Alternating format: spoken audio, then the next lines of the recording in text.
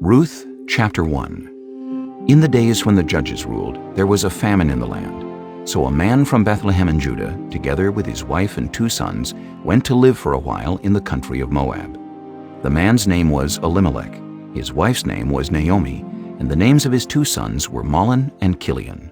They were Ephrathites from Bethlehem, Judah, and they went to Moab and lived there. Now Elimelech, Naomi's husband, died, and she was left with her 2 sons. They married Moabite women, one named Orpah and the other Ruth. After they had lived there about 10 years, both Mahlon and Chilion also died, and Naomi was left without her 2 sons and her husband. When Naomi heard in Moab that the Lord had come to the aid of his people by providing food for them, she and her daughters-in-law prepared to return home from there. With her 2 daughters-in-law, she left the place where she had been living and set out on the road that would take them back to the land of Judah. Then Naomi said to her 2 daughters-in-law, "Go back, each of you, to your mother's home. May the Lord show you kindness, as you have shown kindness to your dead husbands and to me. May the Lord grant that each of you will find rest in the home of another husband." Then she kissed them goodbye, and they wept aloud and said to her, "We will go back with you to your people." But Naomi said, "Return home, my daughters. Why would you come with me? Am I going to have any more sons who could become your husbands? Return home, my daughters. I am too old to have another husband. Even if I thought there was still hope for me, even if I had a husband tonight and then gave birth to sons, would you wait until they grew up? Would you remain unmarried for them? No, my daughters, it is more bitter for me than for you, because the Lord's hand has turned against me." At this they wept aloud again. Then Orpah kissed her mother-in-law goodbye, but Ruth clung to her. "Look," said Naomi, "your sister-in-law is going back to her people and her gods. Go back with her." but Ruth replied, Don't urge me to leave you or to turn back from you. Where you go, I will go, and where you stay, I will stay. Your people will be my people, and your God my God. Where you die, I will die, and there I will be buried. May the Lord deal with me, be it ever so severely, if even death separates you and me." When Naomi realized that Ruth was determined to go with her, she stopped urging her. So the 2 women went on until they came to Bethlehem. When they arrived in Bethlehem, the whole town was stirred because of them, and the women exclaimed, "Can this be Naomi?" "Don't call me Naomi. she told them. Call me Mara, because the Almighty has made my life very bitter. I went away full, but the Lord has brought me back empty. Why call me Naomi? The Lord has afflicted me. The Almighty has brought misfortune upon me." So Naomi returned from Moab, accompanied by Ruth the Moabite, her daughter-in-law, arriving in Bethlehem as the barley harvest was beginning. Chapter 2.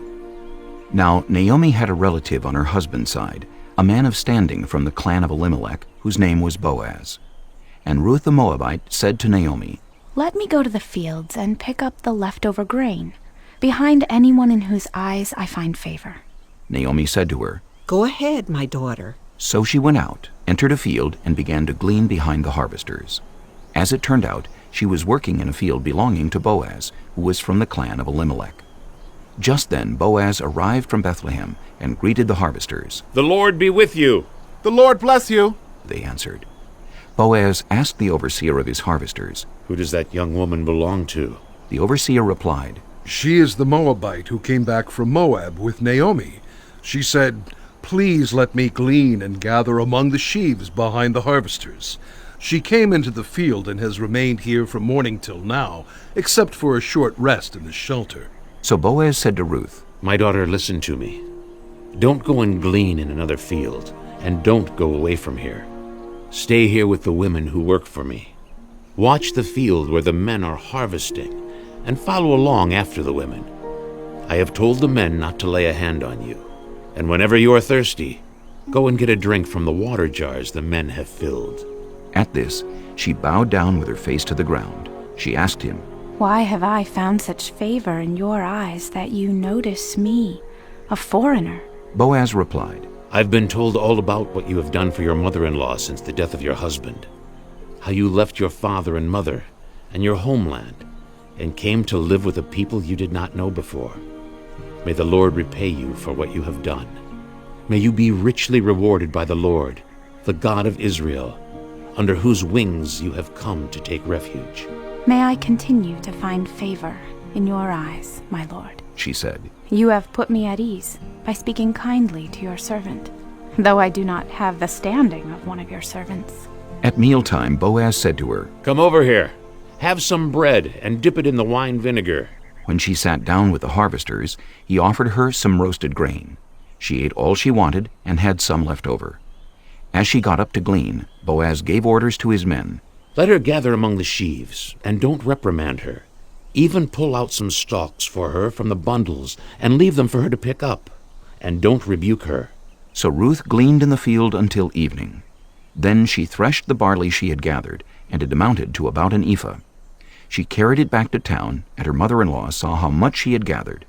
Ruth also brought out and gave her what she had left over after she had eaten enough. Her mother-in-law asked her, Where did you glean today? Where did you work? Blessed be the man who took notice of you.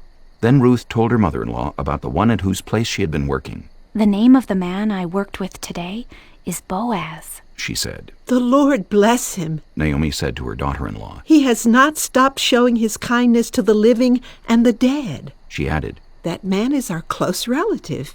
He is one of our guardian redeemers. Then Ruth the Moabite said, He even said to me, Stay with my workers until they finish harvesting all my grain. Naomi said to Ruth her daughter-in-law, It will be good for you, my daughter, to go with the women who work for him, because in someone else's field you might be harmed. So Ruth stayed close to the women of Boaz to glean until the barley and wheat harvests were finished, and she lived with her mother-in-law. Chapter 3. One day Ruth's mother-in-law Naomi said to her, My daughter, I must find a home for you where you will be well provided for. Now Boaz, with whose women you have worked, is a relative of ours. Tonight he will be winnowing barley on the threshing floor. Wash, put on perfume, and get dressed in your best clothes. Then go down to the threshing floor, but don't let him know you are there until he has finished eating and drinking. When he lies down, note the place where he is lying. Then go and uncover his feet and lie down. He will tell you what to do. I will do whatever you say. Ruth answered.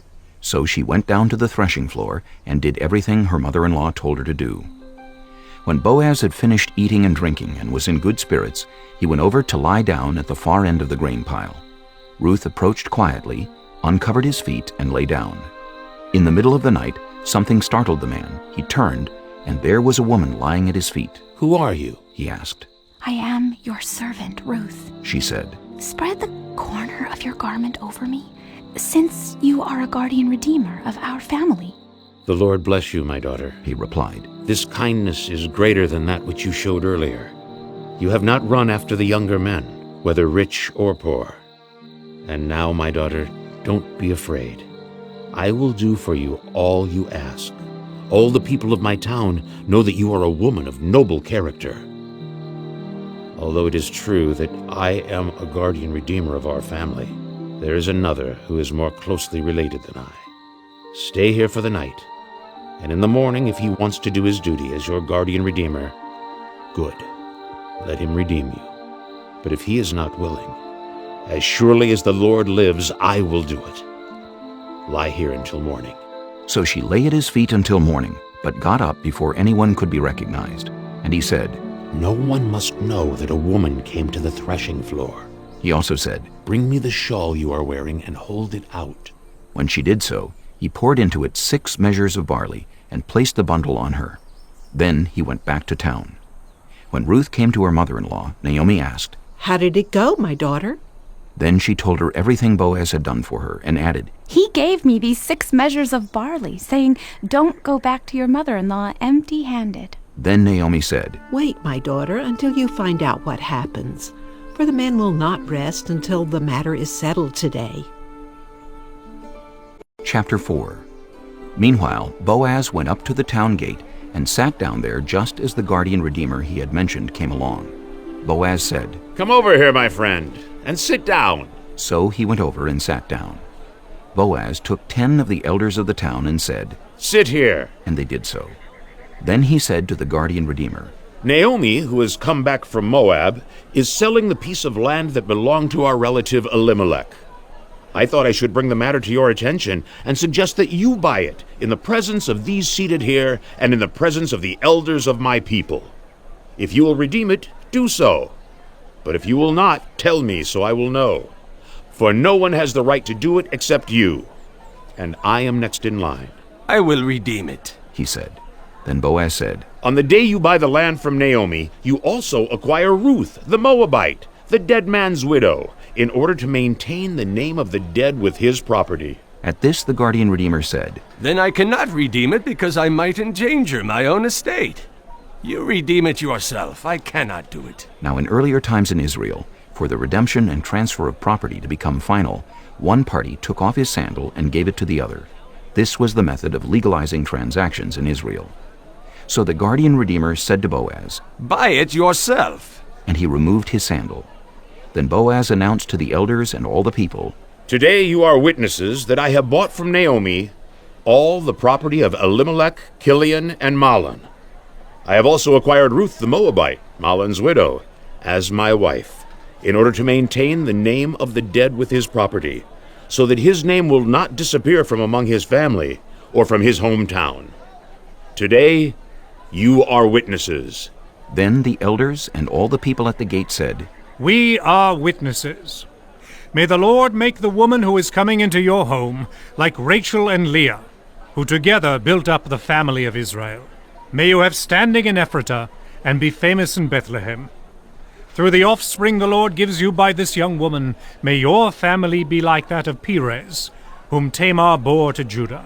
So Boaz took Ruth, and she became his wife. When he made love to her, the Lord enabled her to conceive, and she gave birth to a son. The women said to Naomi, Praise be to the Lord, who this day has not left you without a guardian redeemer. May he become famous throughout Israel. He will renew your life and sustain you in your old age. For your daughter-in-law, who loves you and who is better to you than 7 sons, has given him birth. Then Naomi took the child in her arms and cared for him. The women living there said, Naomi has a son. and they named him Obed. He was the father of Jesse, the father of David. This then is the family line of Perez. Perez was the father of Hezron. Hezron the father of Ram. Ram the father of Amminadab. Amminadab the father of Nahshon. Nahshon the father of Salmon. Salmon the father of Boaz. Boaz the father of Obed. Obed the father of Jesse. And Jesse the father of David.